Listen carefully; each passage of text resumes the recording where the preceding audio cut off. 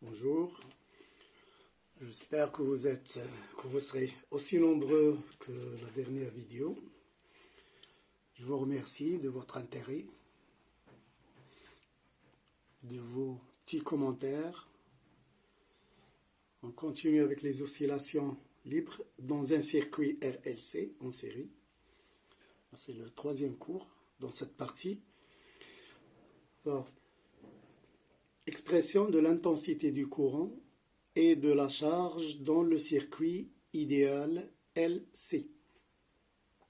Alors nous savons que le circuit est appelé idéal parce que la résistance totale du circuit est considérée nulle. Bien. L'équation différentielle, un petit rappel, l'équation différentielle vérifiée par la tension UC dans ce cas est la suivante. D carré de UC sur dt au carré plus 1 sur LC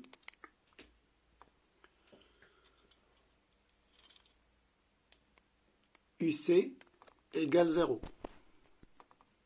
Voilà.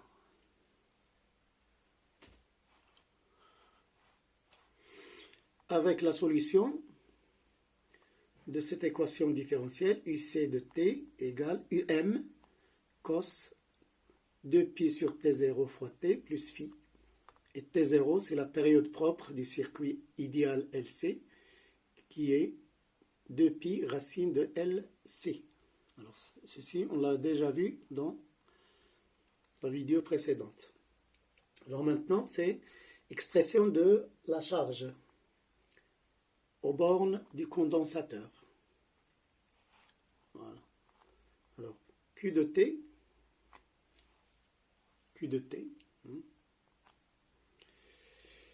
c'est bien sûr C UC de T. Et ceci, c'est égal à C UM cosinus 2pi sur T0 fois T plus phi. D'accord? Voilà l'expression de la charge du condensateur. Donc on pose QM, charge maximale, c'est C fois U maximale, c'est UM, et cette expression devient QM cosinus de 2pi sur T0, T plus phi. Voilà l'expression de la charge du condensateur dans un circuit idéal LC. Voilà. Pour l'expression de l'intensité du courant. Alors c'est d2q sur dt, c'est-à-dire, je dérive cette expression-là, q, qui me donne la dérivée du cosinus, c'est moins sinus, donc un sin moins, on passe du cosinus au sinus par dérivation, un sin moins, c'est comme si on ajoutait pi sur 2 ici, donc moins qm, et ce facteur-là, 2pi sur t0, sinus de la même fonction, 2pi sur t0, t plus phi. Voilà, pour le courant. Alors, si je veux éliminer ce sin moins, je passe au cosinus de alpha plus pi sur 2. Je vais utiliser une règle dans la trigonométrie qui est moins sinus alpha est égal à cosinus de alpha plus pi sur 2. D'accord? Je vais utiliser ça ici. Alors je garde tout ça. C'est I de t sera égal donc à Qm fois 2pi sur T0 cosinus de 2pi sur T0 fois T plus phi plus pi sur 2. Voilà.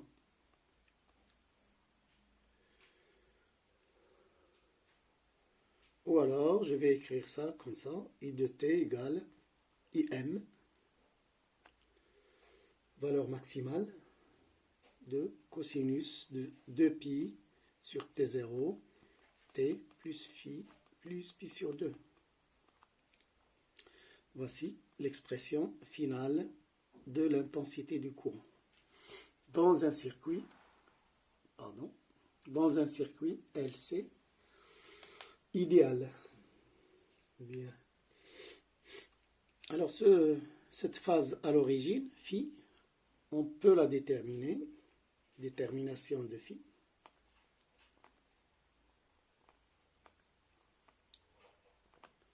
Alors, comment on va le faire? Détermination de phi.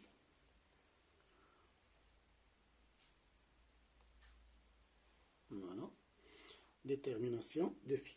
Alors, pour déterminer phi, il faut utiliser les conditions initiales du circuit. C'est-à-dire, alors à l'instant t égale à 0, on revient, condition initiale, on revient toujours à l'instant 0. À l'instant 0, l'état du condensateur était chargé au maximum. Ne l'oublions pas. On a chargé le condensateur au maximum, puis on a basculé l'interrupteur K à la position 2. Donc à cet instant-là, on avait UC de 0 égale à E. Voilà.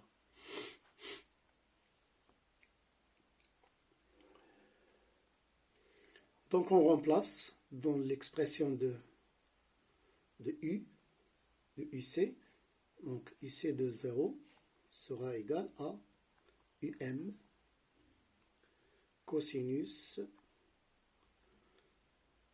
de phi. Ok. Puisque t égale 0, donc le terme en t s'annule, il reste phi dans l'expression de UC. Et ceci, c'est égal à 0.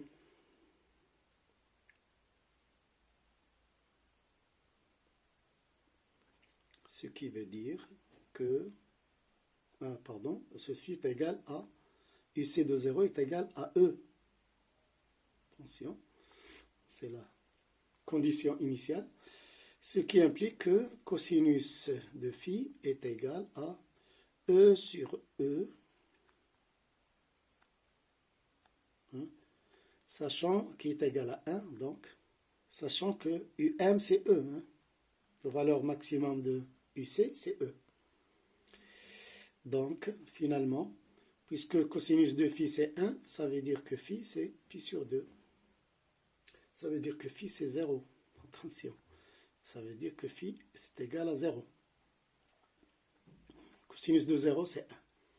Voilà. Finalement, je vais écrire Q de T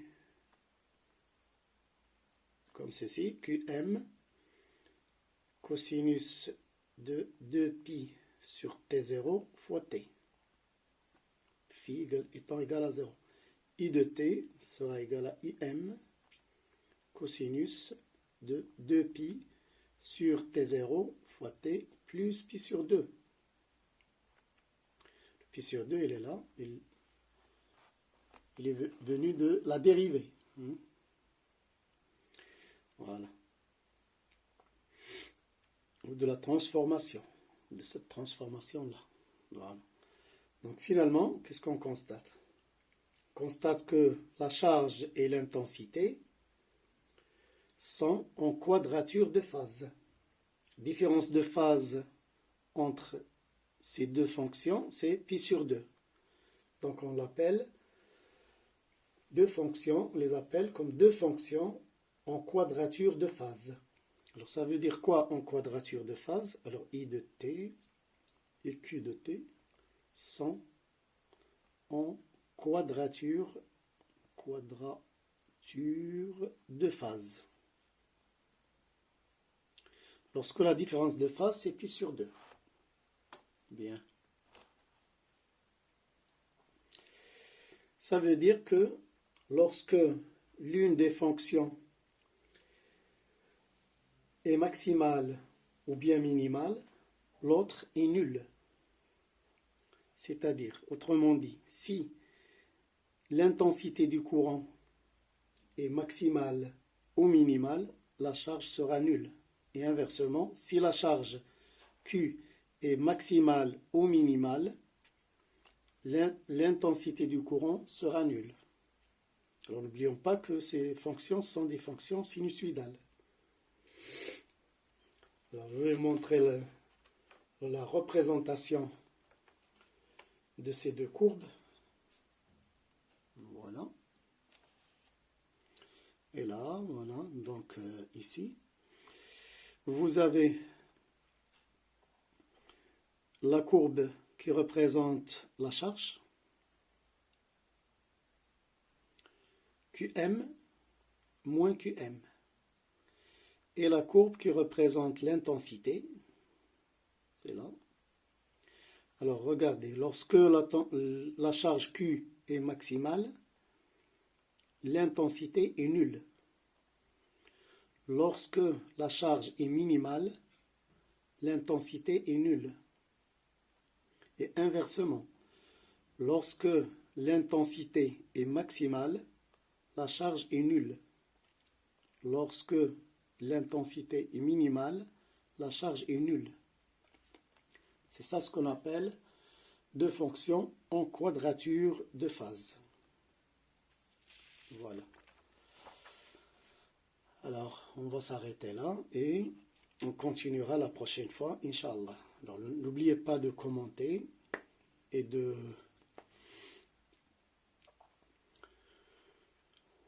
d'aimer ces vidéos pour encourager cette page. Merci. À la prochaine.